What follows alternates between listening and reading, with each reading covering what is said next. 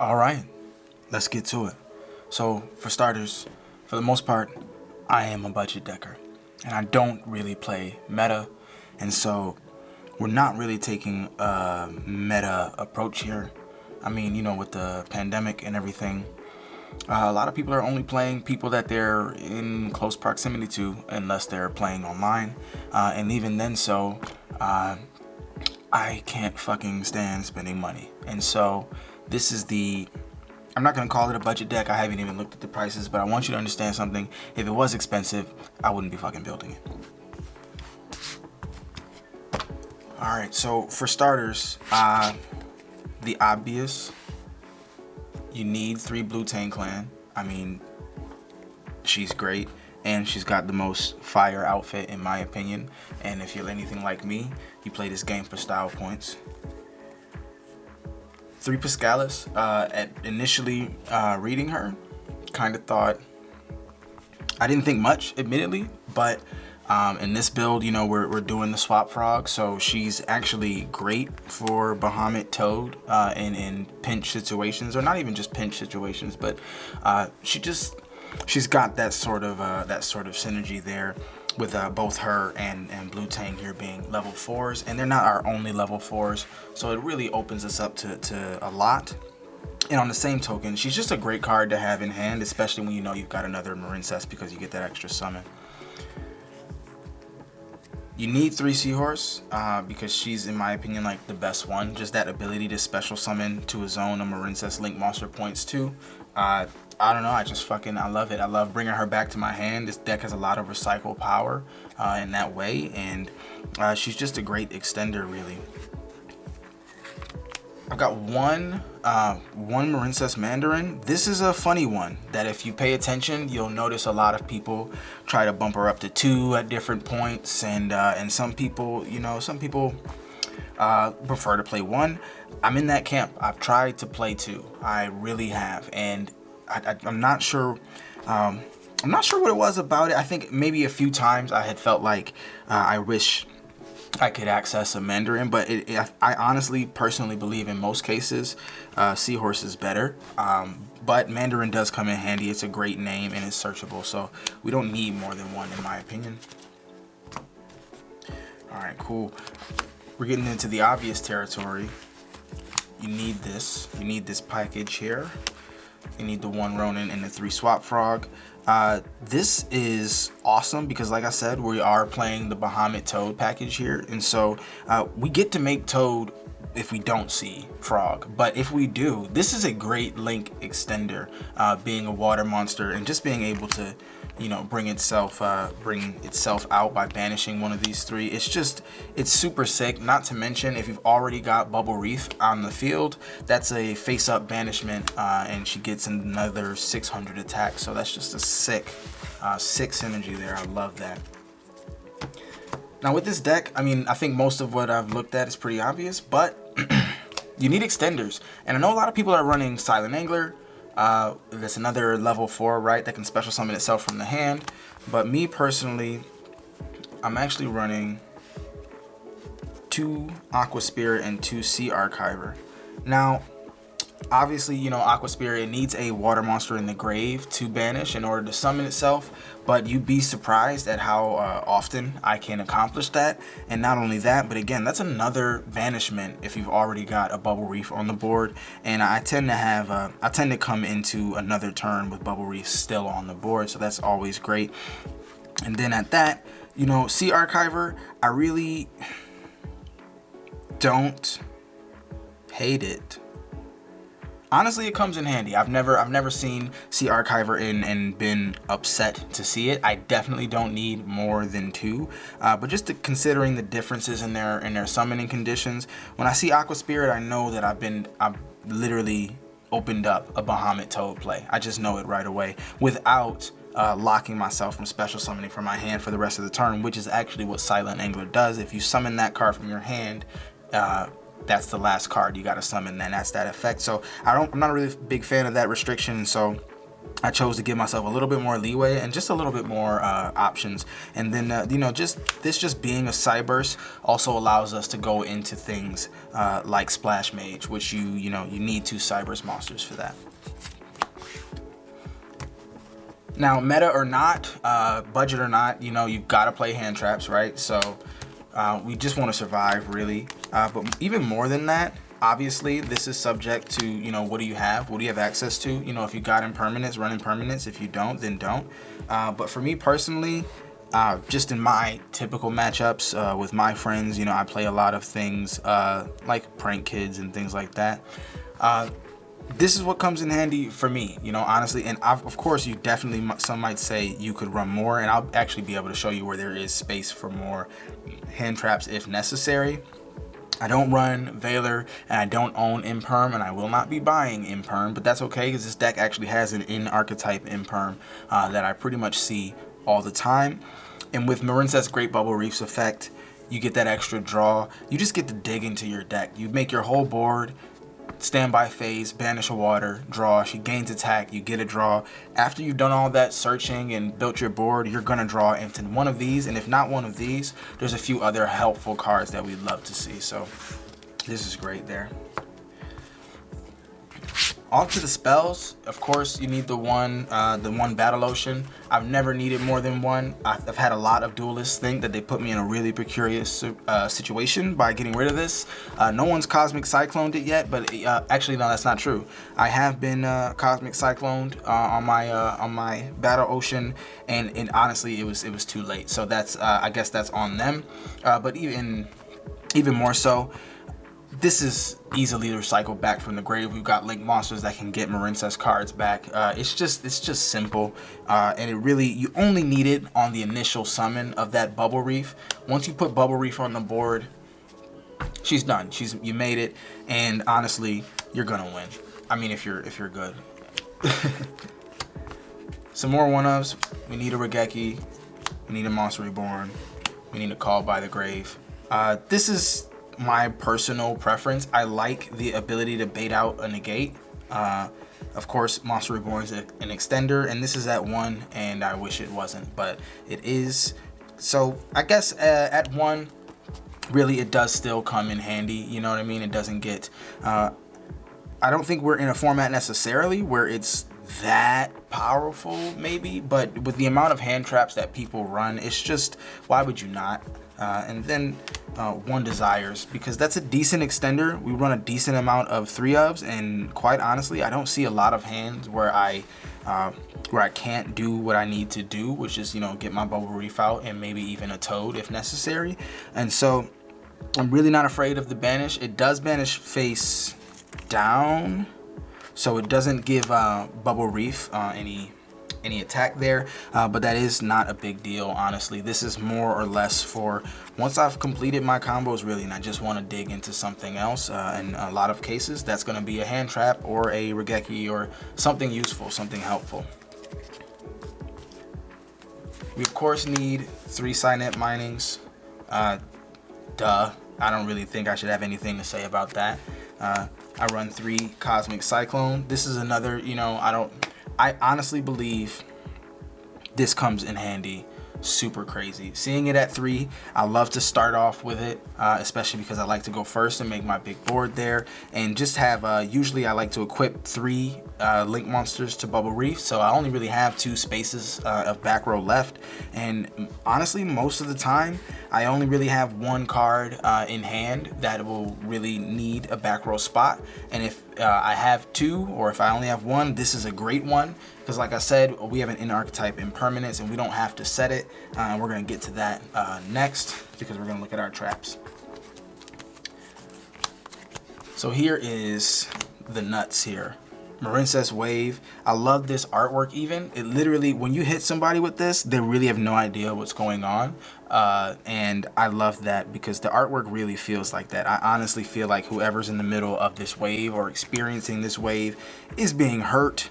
And that is how it feels to get hit with MARINCESS Wave. So not only does it negate, it makes the rest of your monsters, well, it's an impermanent, it makes the rest of your monsters unaffected by opponent's card effects until the end of the turn.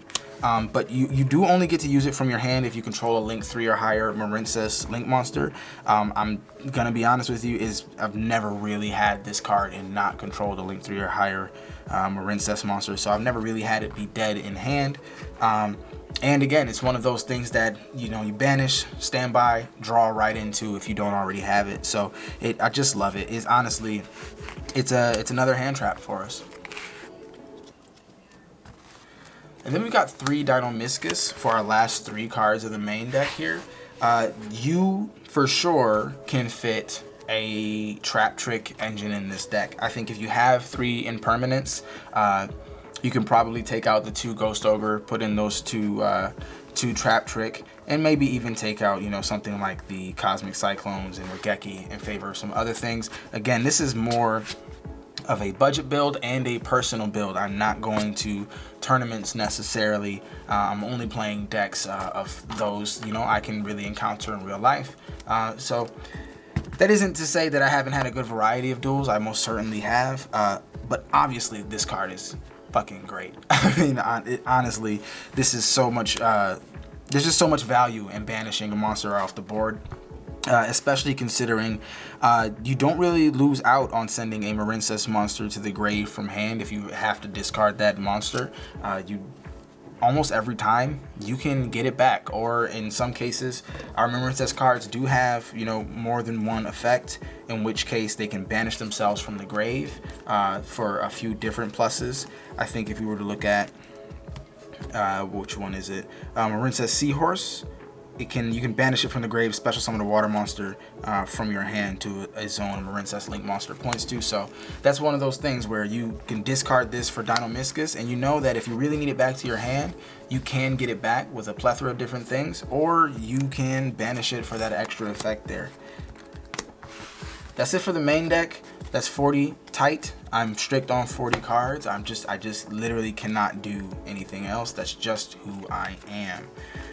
But onto the extra deck, and we're gonna get back into our MARINCESS monsters. We're gonna get into the 1 MARINCESS Sea Angel and the 2 Blue Slug.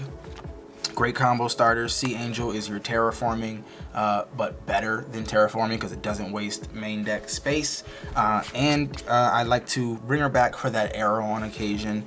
She's just great in combo centric ways, but also you don't need more than one. Once you've searched it, you've searched it. You definitely need Blue Slug. That, again, like I said, there's ways to get things back to your hand. If you discard a Seahorse for whatever reason, you're getting it back. We've got 2 Coral Anemone and 1 Crystal Heart. Crystal Heart is literally just for the combo. You want to use her as a material to make your Great Bubble Reef, to make them unaffected there. And this card is just awesome. Not only does it give you a water monster to your hand when sent to the grave, but also it just special summons a 15 or lower water monster from the deck, or excuse me, from the graveyard. So not only does she open up plays for you, but she really is kind of an integral piece of the main combo, and you love to have another one left over. It's just great, honestly. I love this card. I prefer this card over Splash Mage, who was our other sort of reborn for Water Cyberse monsters. But this one has honestly more targets, because Splash Mage really can only special summon things that can go into defense, which are not Link monsters. Our last 3 MARINCESS monsters: Marbled Rock, Wonder Heart, and Great Bubble Reef. If I'm being honest, I gotta work on where I'm putting these. If I'm being honest, I don't really make Wonder Heart that often. She does have the battle effect of special summoning something that's equipped to her to the board, and then it will be equipped at the end phase, so that is pretty cool. I tend to make Wonder Heart when I'm really closing games out, or when I really feel like, okay, this, you know, I've dragged this on long enough. I've protected myself enough. I don't see that they can push through what I've got here, and so now it's time to make Wonder Heart and try to close this out. Marble Rock is another way to recycle things, because you can get a MARINCESS card to your hand.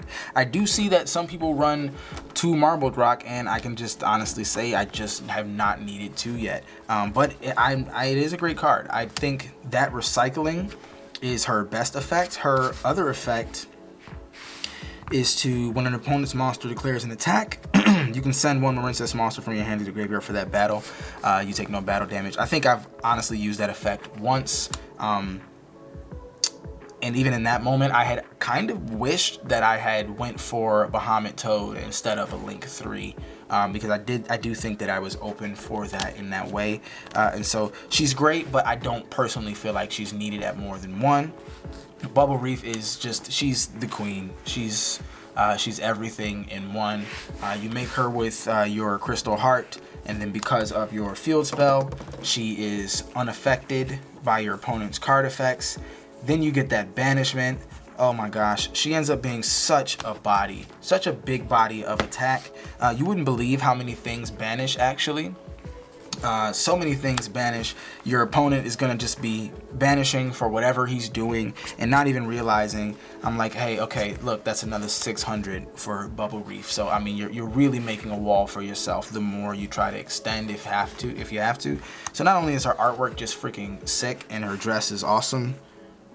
Is my head in there? But I mean, come on, she's the nuts. I love her. You only need one. Again, every time I make her, she's staying. She's staying. I think I've only had one opponent, at least recently, honestly, get her off the board. It's not like she's impossible to out, but your opponent really does struggle to get around this. She's just so much. The last of our Link monsters are just Splash Mage and Borosword. I do think I hate this card, but it's really helpful in tight situations. Honestly, most of the time, if I do need to get a reborn of a water monster, I'm gonna go for Coral Anemone. But she is a once per turn, so you know, if you've already done that, you've got to go into Splash Mage. I think it's, in my opinion, that if I've got to go into Splash Mage, I'm probably not in a great position because, well, she's just better. But it does help. It does have to special summon a monster in defense position, and so that's why it can't summon other links. So it doesn't really help you climb too fast or too far, but it's in most cases, it's a pretty quick way to get into your Marble Rock. Borosword is pretty obvious. It's not to say that, you know, when it comes to battle, this deck doesn't technically excel in battle. You know, we put out our one sort of board with our Bubble Reef most of the time, and she's more of a body, but you know, when it comes to getting over certain problematic things, you need something, and that's what Borosword is for. Of course, if I had an access code talker, I would 100% use that, but I freaking don't, so whatever. Lastly, PRIXSWRLD. One Dweller, just because it's good. I've even had situations where, and I know this is kind of a niche situation, I've literally had a Dark World player put that level 4 on my side of the field, right in the middle, stopping kind of me from being able to fulfill my combos, because your first few MARINCESS monsters require MARINCESS monsters as materials, and then your last few just need water monsters. So they put kind of something I didn't really have something to deal with, but luckily it was a level 4. That was one niche situation where I was able to do something with this. But I think this spot in general should be reserved for something generic, just sort of utilized to get out of any weird situations that somebody could put you in. And then of course we got the Bahamut, and we're running 2 Toad. Now, initially I was not running 2 Toad, and I was actually running 1 Appaloosa, but I did not make it. I think in this deck, there's more value in getting to your MARINCESS Link monsters, and if you've got anything extra, and with the amount of level 4s that I have access to in the deck, you can Bahamut Shark. It's not hard. Honestly, I Bahamut Shark more often than I thought I would, which is what led me to say, you know, I might as well put another Toad in here. You've got 2 ways to access Toad, and honestly, you're probably more likely to see enough cards for a Bahamut than you are to draw into, you know, Ronin and Swap Frog at the same time.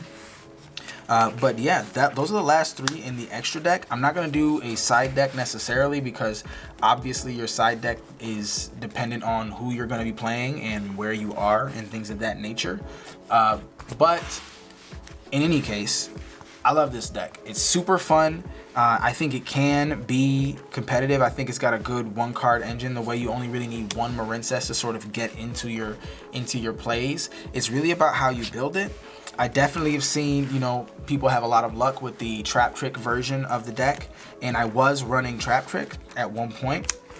I guess my thing about Trap Trick is, I mean, traps are traps, right? Traps are susceptible to certain things that hand traps just aren't. And I don't know, ultimately I just felt like the deck just worked a lot faster with what we have in here, or the ratios we have at least. I didn't want to put too many things for my back row, especially considering we don't actually leave anything or a lot of space in the back row if we go into our combo, and we want to go into our combo, right?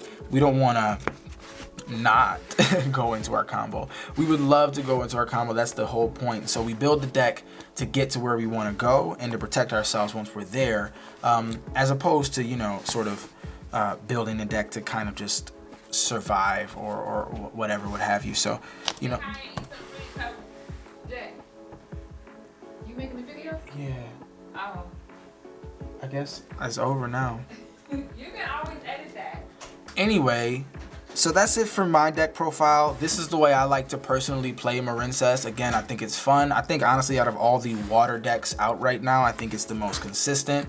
And I think it just affords you, depending on how you build the deck, it affords you so many opportunities for different things you can accomplish at different points. And so I encourage you to build it if you can acquire the cards. I know that they're really not. They shouldn't be that expensive.